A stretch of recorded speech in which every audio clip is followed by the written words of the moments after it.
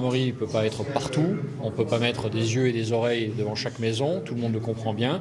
Et donc on salue particulièrement l'engagement de ces citoyens qui ont décidé de mettre du temps au service de la protection de la société. Vous n'avez pas d'action pour sauter sur le cambrioleur, même si parfois on en a largement envie, pour être sûr. Mais vous ne savez jamais sur qui vous tombez. Ceux qui deviendront des référents pour leur quartier sont donc sensibilisés durant une demi-journée.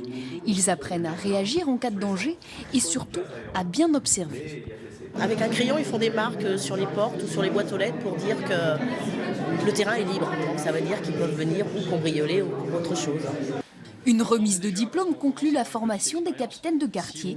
Une manière de valoriser cette collaboration entre police, gendarmerie et citoyens. Félicitations et merci pour votre engagement au service de la collectivité. Merci beaucoup. Variance FM, c'est une petite radio locale qui vient de fêter ses 30 ans en Auvergne. Une radio qui a la particularité d'être animée par une équipe 100% bénévole. Et au fil des années, elle s'est fait une place de choix dans le cœur des habitants. Elle est implantée à Puy-Guillaume. Elle anime aussi les soirées de nombreux foyers isolés à la campagne. Reportage de Guillaume Frixon et Julien Vellet. C'était le tango érotico avec Claire André, cette dédicace qui était demandée de la part de Suzanne pour son plaisir personnel. Au standard, c'est Marie qui gère les appels téléphoniques. Christian est à la technique et Grégory au micro.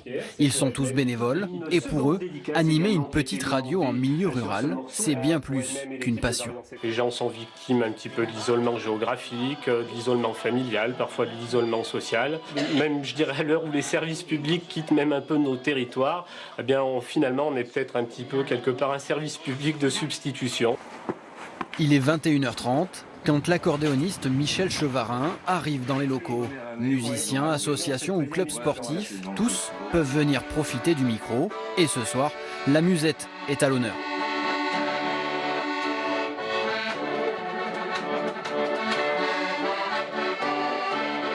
La radio émet sur un rayon de 70 km et dans le village de Vinzel, Variance FM rythme le quotidien de ce couple de retraités. Ça nous met de bonne humeur. Et en 30 ans, ça fait une évolution vraiment splendide. C'est une radio de chez nous. Et vous en êtes fiers? Oui, tout à fait. Fiers à tel point que ce soir, comme d'habitude, de 20h à 23h, de nombreux auditeurs sont venus assister en direct à l'émission. Oui, très fidèle, vous voyez bien, il y a tout, à manger, à boire. On fait la fête. Grâce aux subventions du ministère de la Culture, aux dons de ses auditeurs et à l'énergie de ses 15 bénévoles, Variance FM a réussi son pari du plaisir et de la proximité. Elles se sont connues jeunes majorettes, elles ne se sont pas quittées et aujourd'hui on les appelle les mamirettes. Elles viennent de reprendre l'entraînement dans une ambiance toujours bon enfant. C'est à Saint-Germain-des-Fossés que Guillaume Frixon et Lionel Jaoui sont allés les admirer.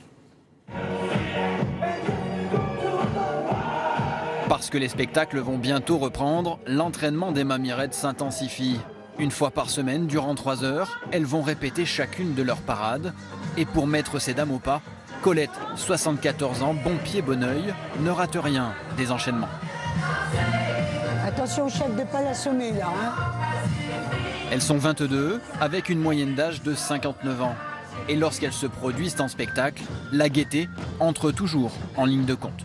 Quand on va dans les petits villages, les petites communes où il n'y a pas forcément beaucoup d'animation et qu'on voit les yeux de nos mamies encore qui scintillent, et bien là on a gagné parce qu'on sait qu'on leur a fait plaisir. Mais les mamirettes, c'est aussi et peut-être surtout une histoire d'amitié. Elles ont toutes commencé le sport ensemble dans les années 60 et 70. Et à l'époque, elles étaient déjà dirigées par Colette. Elle nous engueule comme elle nous engueulait quand on était gamine, c'est pareil. Rien n'a changé. On l'aime comme ça. Parce qu'au fil du temps, elle s'était perdue de vue, Colette a décidé en 2010 pour les 50 ans du club de rechercher tous les enfants dont elle s'était occupée. Les filles, j'ai un peu plus peiné à les retrouver parce qu'elles se sont mariées, elles ont changé de nom. Alors c'était pas évident, mais j'en ai retrouvé à l'époque plus de 864. Depuis qu'elles se sont retrouvées, les mamirettes ne se quittent plus et pour 2014, une dizaine de dates de spectacle est déjà prévue dans toute l'Auvergne.